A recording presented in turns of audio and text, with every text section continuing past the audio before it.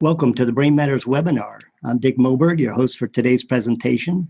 Our featured panelist is Dr. Ramani Balu from Penn, and our industry partner is Olof Nord, CEO of M Dialysis. We'll first review a few upcoming meetings and publications, then hear recorded presentations from Dr. Balu and Olof Nord, followed by a live question and answer session with Dr. Balu. So please type in your questions using the Q&A tab on your screen anytime during the presentation. Also, if you have any technical difficulties, use the chat tab to send us a note. Now let's look at some upcoming meetings. All of these meetings are listed on the events section in our website, www.moberg.com. First, we have Chilling at the Beach. It's the targeted temperature management meeting in Miami later this month. And then there's a meeting in Munich, Germany on neonatal and pediatric intensive care, and with a focus on brain monitoring. We then have the Stroke and Cerebrovascular Care Meeting 2018 in Atlantic City, New Jersey. This is put on by the Capital Institute for Neurosciences, and that institute is run by Mike Stiefel, who trained at Penn, where Dr. Balu is from. He did some of the pioneering work in multimodal monitoring. In May, we have the International Congress of Clinical Neurophysiology. This is a combined meeting with the ACNS, the EEG Society.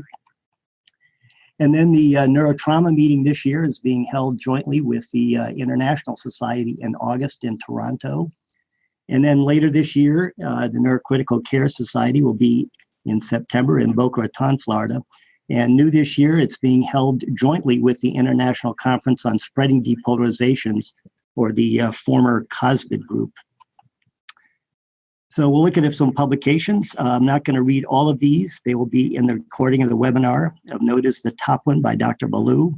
It's one of the few papers on multimodal monitoring that discusses both the various monitoring modalities, but also how to put all this info together to manage patients. This paper prompted us to get in touch with Ram to be the featured speaker for this webinar. So this is a good time to tell you about our newsletter, the Neuroscience Monitor. All of the events and publications we just mentioned are in the newsletter and more. When you registered, you had the option to sign up. Most of you who registered are already subscribers, and you've given us some very positive feedback about the newsletter, so thanks for that. Tell your colleagues they can sign up anytime on our website. Also, if you have an event or news item related to neuromonitoring, send it to us. By this time, I hope everyone has figured out how to get into the webinar, and you stragglers have shown up. So let's get going with the presentation by Dr. Balu, and remember to send in your questions. Hello, my name is Ramani Balu. I am an assistant professor of neurology in the Division of Neurocritical Care at the University of Pennsylvania. I guess I'll say a little bit about the University of Pennsylvania and what our neurocritical care division is like. So we have 2 neurointensive care units at UPenn, a 22-bed neuro ICU at our main hospital, the Hospital of the University of Pennsylvania, and also a 10-bed neurointensive care unit at Penn Presbyterian Medical Center. At the Hospital of the University of Pennsylvania, we take care of all manner of patients with brain, spinal cord, and peripheral nerve injuries, but there is a little bit more of a focus on patients with vascular injuries. And at our unit at Presbyterian, we take care of trauma patients, in addition to all the other care that's given to patients with brain injury. So we have a very active neurocritical care fellowship program. I think one of the largest neurocritical care fellowship programs in the country. We have about 4 to 5 fellows a year. And we have a group of, I think now counting about 10 neurointensivists that rotate through our different units. They come from a variety of backgrounds, including neurology, internal medicine, anesthesiology, critical care, and also trauma surgery. And just a little bit about myself, I am very interested in using different types of real-time monitoring to identify periods of physiological dysregulation in patients with brain injury so that we can guide care.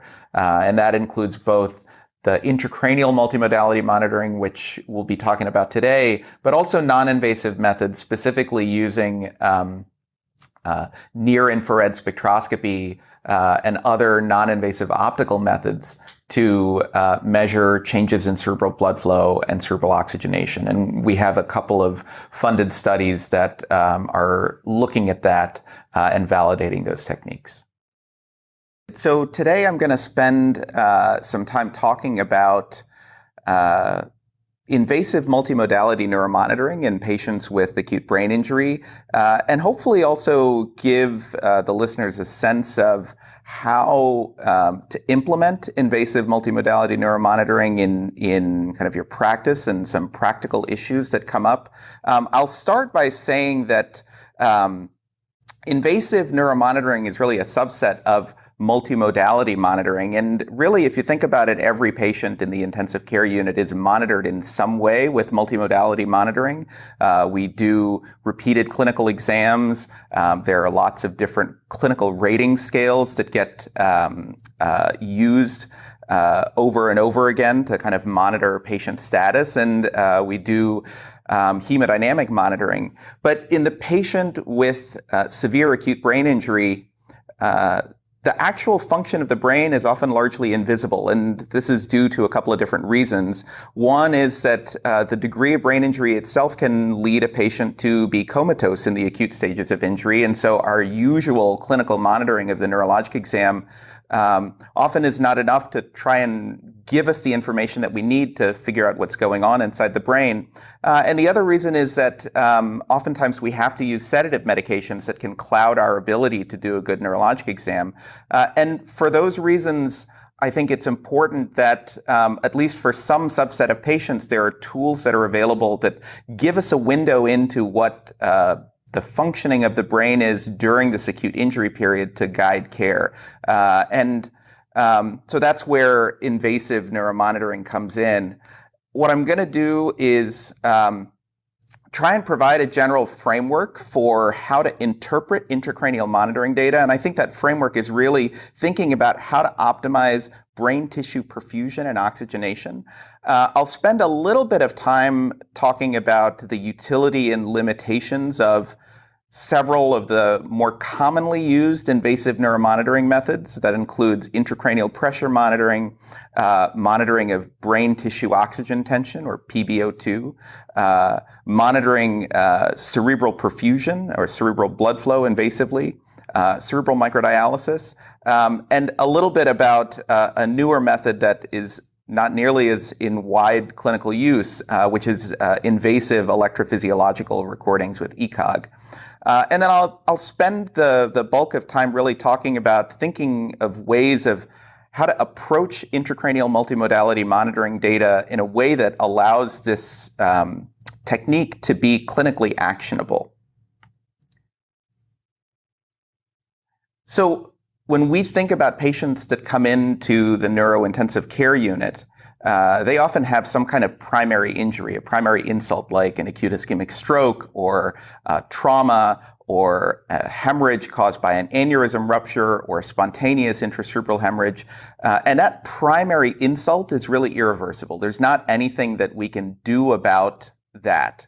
But that primary insult sets off a wave of what's known as secondary brain injury that can occur over hours to days and sometimes even weeks. And that's really the focus of our care in the neurointensive care unit.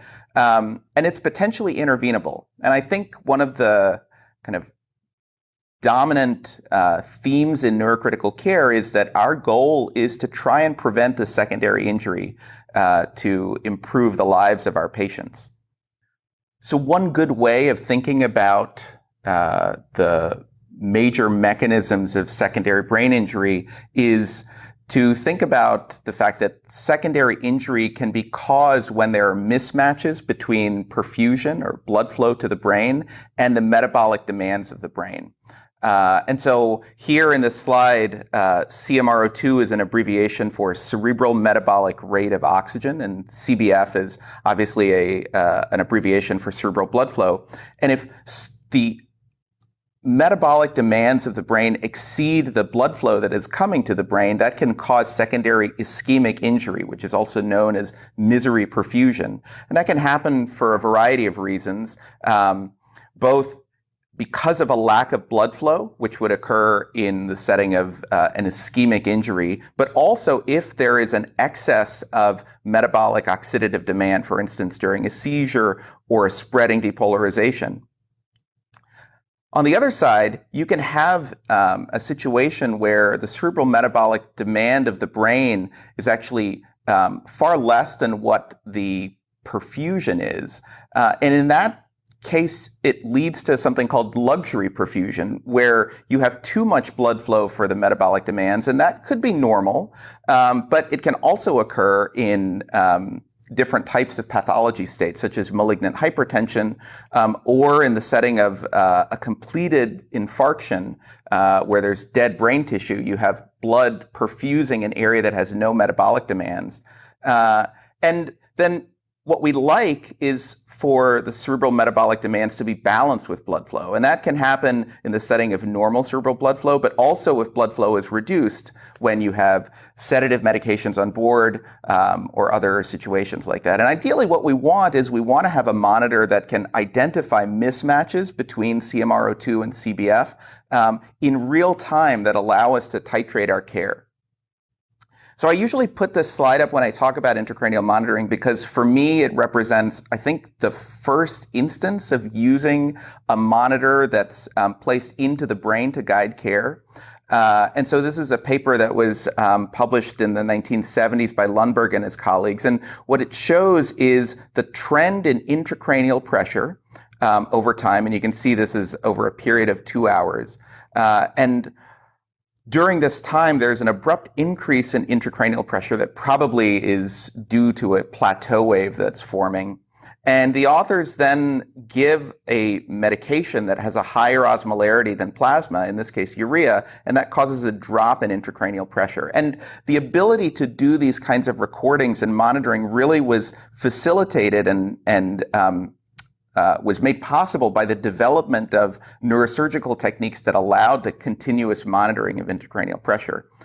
And the authors in this paper were, I think, very prescient in that they stated that if we were able to monitor intracranial pressure, since we know that there is a relationship between cerebral blood flow and intracranial pressure, that if we have an ability to monitor ICP, we can institute therapies that lower ICP to maximize cerebral perfusion. And I think that's a dominant paradigm that exists in neurocritical care up until this day.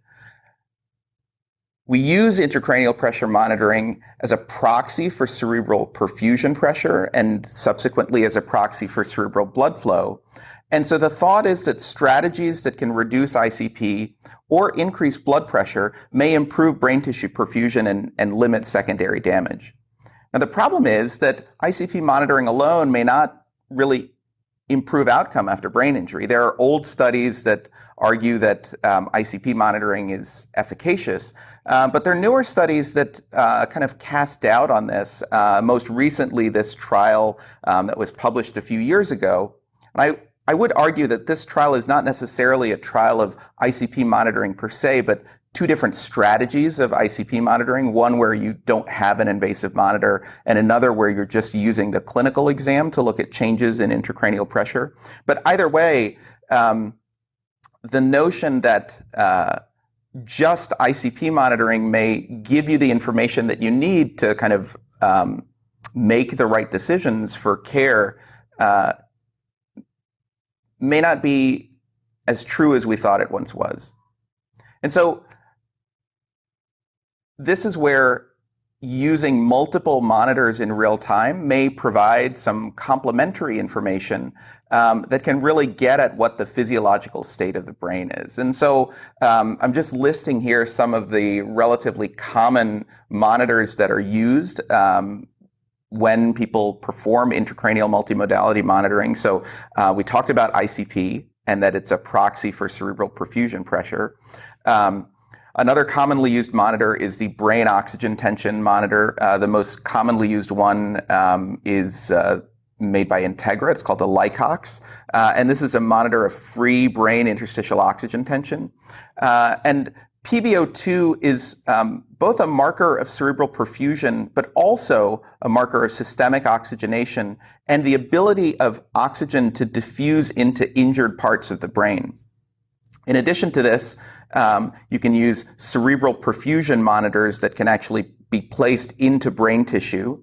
And cerebral microdialysis is a technique where you can sample interstitial fluid to perform biochemical measurements that can identify anaerobic metabolism and ischemia.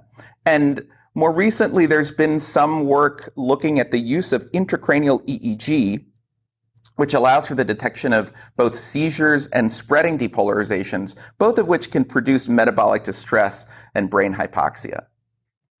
And so I think one important kind of question that comes up a lot is, who should you consider to get monitored using these different intracranial probes? And at our institution, we will consider placing an intracranial monitor in anyone who has severe diffuse brain injury. And so that could be someone with severe traumatic brain injury, aneurysmal subarachnoid hemorrhage, hypoxic ischemic encephalopathy, or intracerebral hemorrhage, and sometimes perhaps other patients where we don't know exactly what is going on, such as in those individuals with coma of unknown etiology. I think it comes up every now and then also if whether monitoring patients with refractory status epilepticus might be helpful in addition to the usual EEG monitoring, because we might be able to identify those seizures that are actually causing physiological distress. But that's something that I think is not routinely done either at our institution or at other institutions. Patients who get monitored should be unresponsive because these are the patients that we're not able to really utilize our clinical neurologic exam to monitor. Since we're placing monitors into brain tissue, coagulopathy or imminent need for anticoagulation would be a contraindication. And it's also important that we don't have a concern for any kind of intracranial infection that could worsen in the setting of placement of a monitor.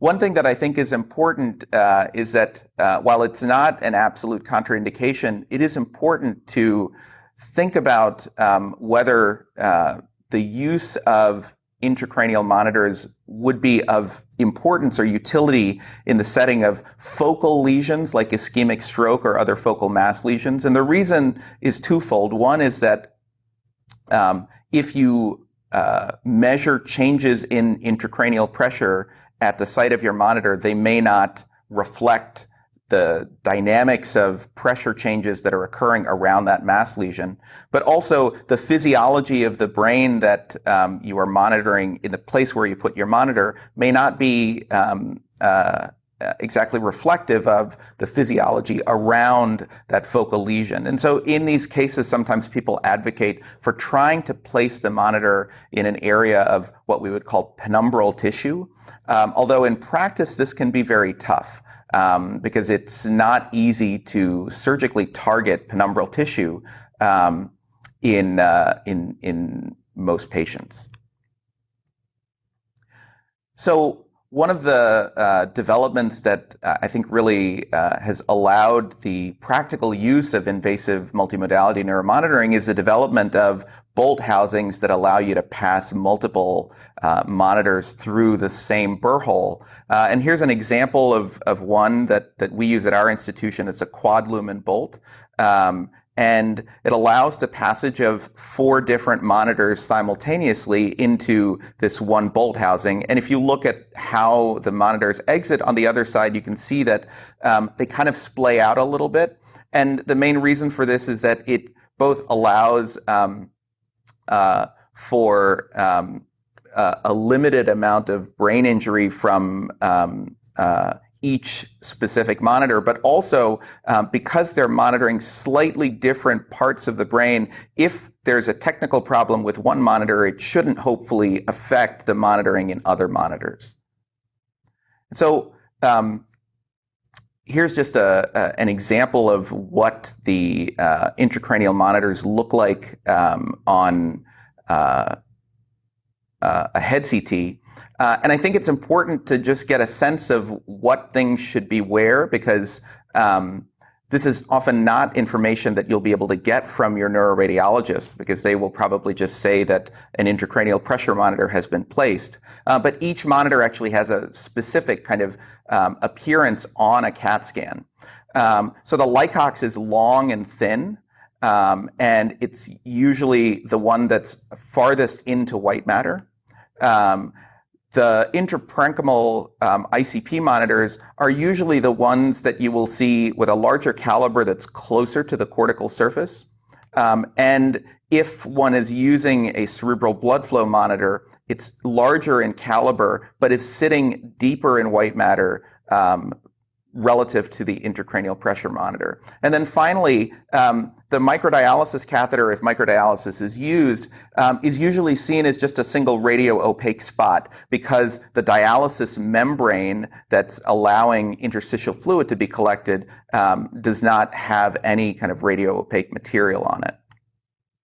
So once you place all these monitors in, the usual strategy is to use some kind of threshold-based goal-directed therapy where you can consider a bunch of different physiological perturbations that might require some kind of action. And we have lots of therapies that may allow renormalization of these different physiological perturbations.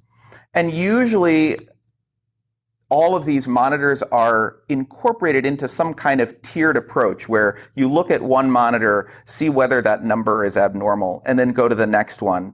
And it's important in this tiered iterative process to look to see that a change in the physiological parameters in one monitor lead to a concordant change in another parameter. And that's really what gives you kind of the complementary information that I think is important to help guide care. Now, the problem with this strategy is that if you have one or two monitors, it's relatively easy to assign some kind of physiological state to it. So you can think, if you have an ICP monitor and a Lycox, if you have a situation where you have increased intracranial pressure and low brain oxygen, that's probably from cerebral edema, and you can identify that that's a patient that would need something like mannitol or hypertonic saline. And similarly, you can go through different other combinations and say, well, I think that these different combinations are probably due to specific physiological states. The problem is if you start applying this to the situation where you have lots of different monitors, it quickly becomes too numerous to categorize. And so with 7 different measurements, there are 256 possible combinations, and you can't go through this decision tree in any way that's meaningful at the bedside. Another problem with this approach is that there is actually quite a large variability in what is normal for any physiological parameter. So this is just a figure from, I think, the only paper that we have that looks at normative values in intracranial pressure, and this is taken from a large series of children where they measured opening pressure. And you can see there's a wide variability in what normal is just for ICP. And so if you incorporate that with all the other variability that you'd see in other measurements, it's really hard to identify what's normal and what's not and what needs therapy if you just look at the different combinations of variables. The other problem is what I call kind of the inverse problem of neurocritical care. So we have a lot of physiological processes that we want to identify, like seizure or spreading depolarization. But these physiological properties actually have overlapping alterations in the physiological variables that we can measure. And so it's hard just by looking at a single snapshot or even looking at a collection of these variables to really identify what these physiological processes are, because each one of these really has a different therapy. So one way of kind of approaching this is to think about intracranial neuromonitoring similar to how we think about continuous EEG monitoring. No one would state that we should be analyzing the EEG by just going and looking at the screen at the bedside monitor, every hour. What really is required is that you have a kind of retrospective review that allows you to identify trends and also interrelationships between variables. And so at our institution, what we have adopted is a system where we make sure that any patient that gets intracranial multimodality monitoring, all that data is recorded in a time-synchronized fashion to a bedside unit. And then we archive that data to a network server that allows us both to remotely view the data periodically and send out a report, and then also integrate this information hopefully into the electronic medical record and also potentially into research databases.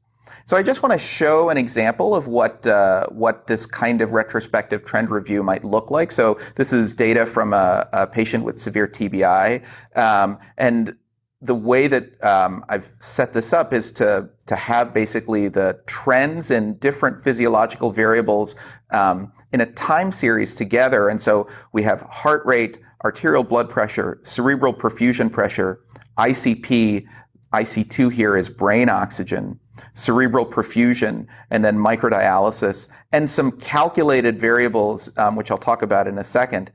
And what you can see in this case is that there is an episode of intracranial hypertension that clearly is associated with a drop in brain oxygen and also a drop in cerebral blood flow. And this would largely be invisible to the bedside clinician that's going to the bedside and looking at the telemetry monitor. The other important thing is that in addition to monitoring the trends, we try and monitor also the waveform integrity, because looking at the waveform can tell us something about the physiological state of the body and the brain. And it also is important to look for artifacts. In the same way that reading EEG, a lot of the initial kind of stages of continuous EEG reading are making sure that artifacts are identified. I think it's a very similar thing that is required in this retrospective trend review. And a couple of other things that I'll just mention about this are that by doing this, we can start to identify features of intracranial multimodality trend data that gives us a dictionary of really what's normal and what's not normal. And I think using the analogy of EEG reading again is very helpful, because it's really just neurologists and epileptologists looking at reams of EEG data that allowed us to identify what's normal, what features of the EEG correlate with encephalopathy, and what features of the EEG correlate with seizures and other things that are deleterious to the brain. And I think we're only at the very starting point of doing that for intracranial monitoring, but my hope is that over time, this type of dictionary can be standardized across sites, which really will allow this technology to be clinically more useful. So in addition to looking at the trends of specific variables, an added layer of analysis is to really look at the interrelationships between different physiological variables. And so two simple ways of doing that are, one, by looking at the correlation between, say, ICP and brain oxygen, or in the case of another index that's commonly used called the PRX, the correlation between blood pressure and ICP. And during certain physiological states, there can be different correlations between these two variables. It also may be apparent that different physiological variables cluster together during different physiological states. And so automated cluster analysis and other multivariate statistical techniques can start to identify some of these things in an unbiased fashion, which hopefully will reinforce the kind of identification of deleterious physiological trends that are just apparent by eye. So with that, I'll summarize and say that optimizing tissue perfusion and brain oxygenation is a useful framework for how to organize, how to deliver care in patients with severe brain injury. No one monitor is really able to provide this information. And so to get an accurate real-time estimate of these mismatches between metabolic demand and supply, one option is to think about using multiple physiological monitors that can provide complementary information. And I think organizing the data and identifying actionable abnormalities still remains a challenge, but I think is starting to get clearer.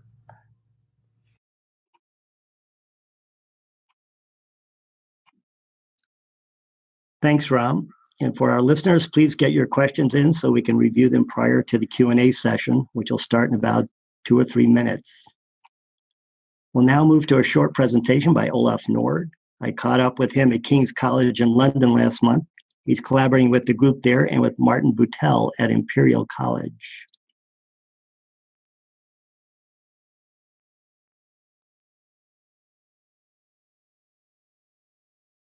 Yeah, microdialysis, it's a way of monitoring, it's a unique way of monitoring the chemistry inside the body.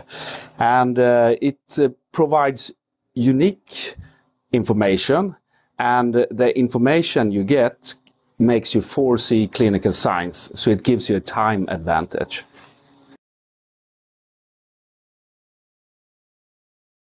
Well, yeah, the technology is highly appreciated among researchers and has been for a very long time. Some clinicians in Europe and in the USA are using it routinely, but not the majority. And I believe the main reason is that there's the resolution, since today's technology only allows data sampling once an hour, and that's a true limitation of the technology today.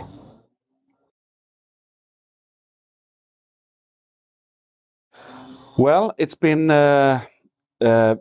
very obvious that we need to take the technology one step further to make it accessible for so many more hospitals, because the information you get from microdialysis is so highly appreciated. It must be accessible for the global healthcare.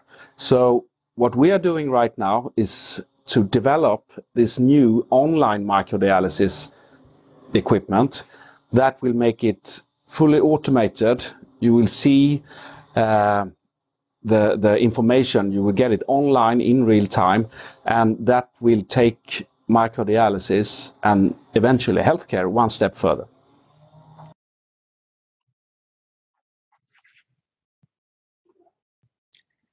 Thanks, Olof.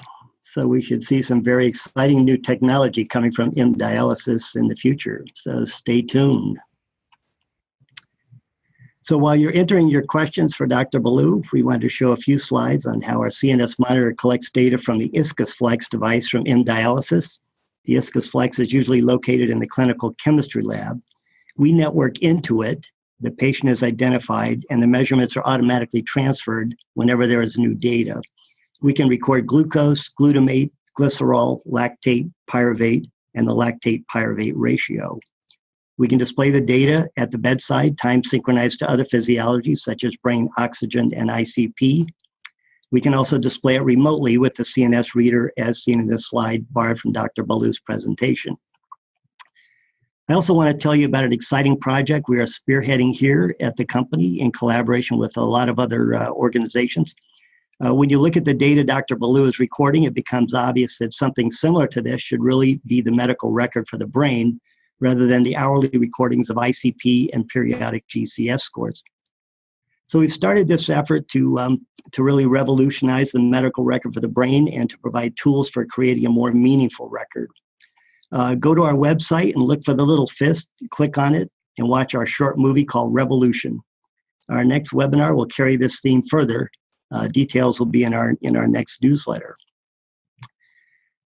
So in addition, our website contains further information about our products and the platform we are building to create a more meaningful medical record for the brain.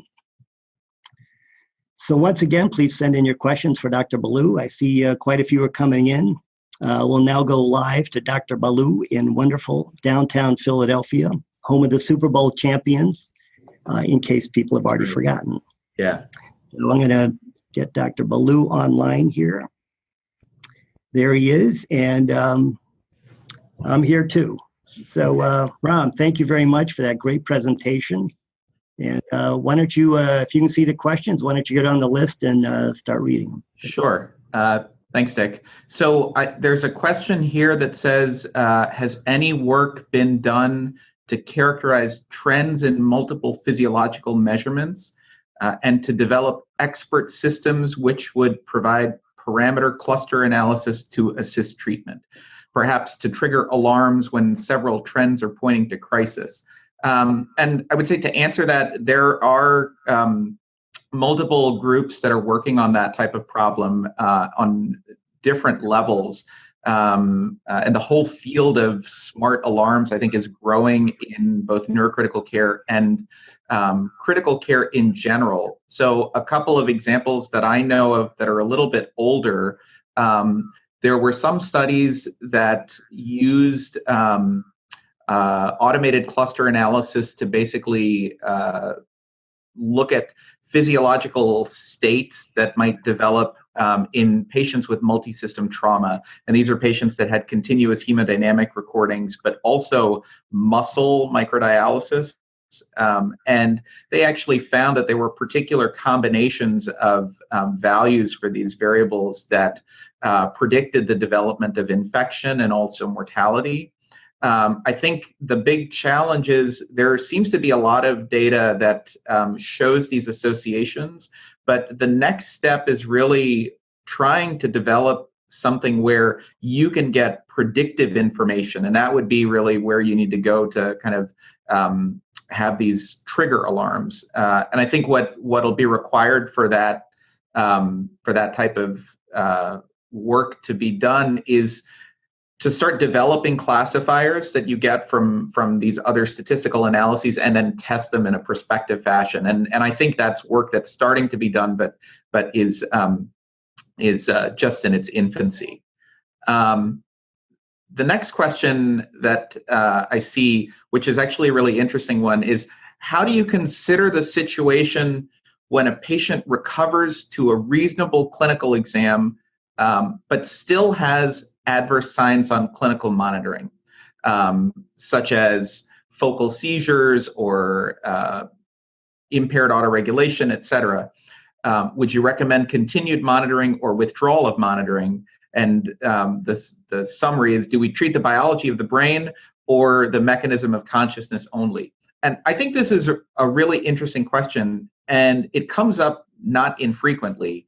My experience, I remember as a fellow and as a resident, when we were doing a lot of brain oxygen monitoring and just brain oxygen and ICP monitoring, we would notice that as patients started to wake up, there would be more periods of brain hypoxia.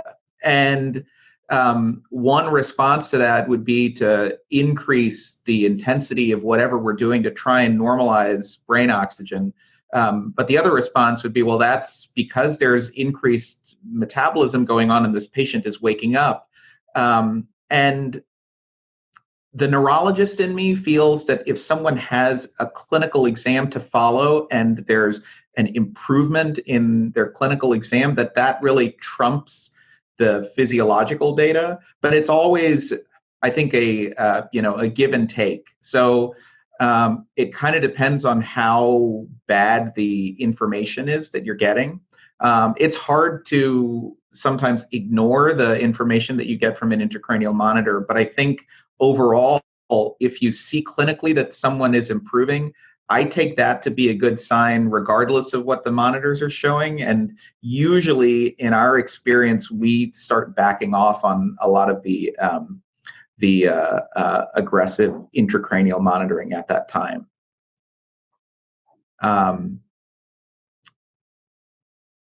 And Dick, you can stop me if there's any other things that you wanted to ask, but there's another question here, which is, how long does it take for all of these variables to be identified while monitoring patients? Is it done in real time by a dedicated person who's monitoring the data and alerts the doctor if there are any changes suggestive of mismatch between CMRO2 and CBV? So the approach that we take at our institution is, as I said, very similar to the approach that would be taken for continuous EEG monitoring, which is that there is a person, usually myself, who is not directly taking care of the patient, but who sits down at a computer and looks at all of the multimodal data trends over the last 24 hours and uses my best judgment about cerebral physiology and the relationships between variables to try and identify if there's anything of concern. And that, for me, now that I've been doing it for a while, follows along a kind of general set path. So I try and look at each one of the physiological variables in isolation. So first, identify whether the waveform, say for the intracranial pressure waveform, looks normal or abnormal, and then look to see if there are interrelationships between the two. And then at the end of that, send out some type of report or call the treating physician. And that, I think, in a large degree has helped increase the confidence in doing this type of monitoring. And just informally, I know that, a couple of my other colleagues at other institutions, such as at the University of Cincinnati, Brandon Foreman, who's a neurointensivist there, also has done similar type of work. I mean, at this point, all of it is monitoring that we're doing based on our clinical judgment. But I think in the future, what would be nice is to see some type of codification of these principles in the same way that we have, a dictionary of abnormalities for EEG. Hopefully that helps answer that question. I have a question: Carson Wentz or Nick Foles for 2018 to 2019? I don't know. I would have said Carson Wentz, but Nick Foles did an amazing job. So we'll have to see. But I guess it's good that we have two very, very talented quarterbacks at our town. There are a couple of other questions that I see here. So one is, what is the expected complication rate from intracranial monitor placement? And this is something that I think is important to get a sense of. So there have been some studies that have been looking at this, both in the era where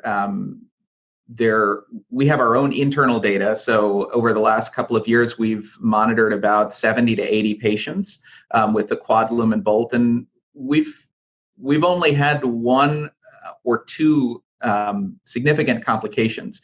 One was a patient that had a sizable pneumocephalus after placement of the monitor, and another was a patient that developed a post-monitor insertion hemorrhage. Neither of those complications appeared to affect the long-term outcome of the patient. And so overall, it seems that the data that we have from our internal, quality studies seem like it's fairly safe. And that accords with what has been published in the literature from other groups that have published their experience using intracranial multimodality monitoring. And there are two or three other questions that are here. One is, how can abnormalities in physiological variables be differentiated from monitor malfunction? And I think that's a very important question. The way that I think is best is to make sure that an abnormality in one physiological variable shows some type of concordant change in another physiological variable. So for instance, if you have a drop in brain oxygen, if you see that there is also a change in cerebral blood flow, or if that drop in brain oxygen is associated with, say, a change in intracranial pressure or mean arterial pressure, then you can be much more confident that what you're seeing is real rather than some kind of monitor malfunction. And really looking at the continuous trend data is very helpful for that. The other thing is that most monitors, you can at least test their function by doing some type of perturbation. So for brain oxygen monitoring, you can increase the FiO2 and show that there is an increase in PbO2. And for cerebral blood flow, you can change briefly, change the ventilation status of the patient, and that should cause a change in cerebral blood flow. Or you can, abruptly or change blood pressure in a way that should cause a change in cerebral blood flow, and so you can start to get a sense of what the interrelationships between these different monitors are. And I think that's the best way to kind of go about that. So I think those are most of the questions that I see here. I guess I'll wrap up by just thanking Dick and the Moberg company for having me. Oh, there's one other question here. Have the quad bolt been used in pediatric patients? And is there concern about the stability of the quad bolt due to thin, fragile skull and a concern about the quad bolt being too deep? So I don't know the answer to that question. I think that we have colleagues that do neurocritical care at Children's Hospital of Philadelphia. What I know is that they are not using the quad bolt as of yet, but I think that there probably is a theoretical concern about if you have a very young child or a baby, if you were going to do this. But I don't know the answer to that. But now that I have that question, I'm going to try and find out.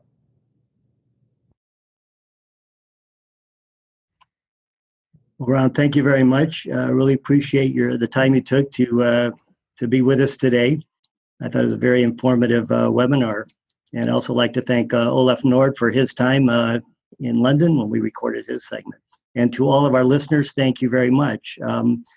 We will see you next month with our next webinar. What we try to do in these webinars is pair a clinician with one of our industry partners. And I think it'll keep you updated on both the clinical aspects of neuromonitoring as well as what's going on in industry. If you have suggestions for any of these webinars, please let us know. And with that, we'll close. And again, thank you very much. Thank you.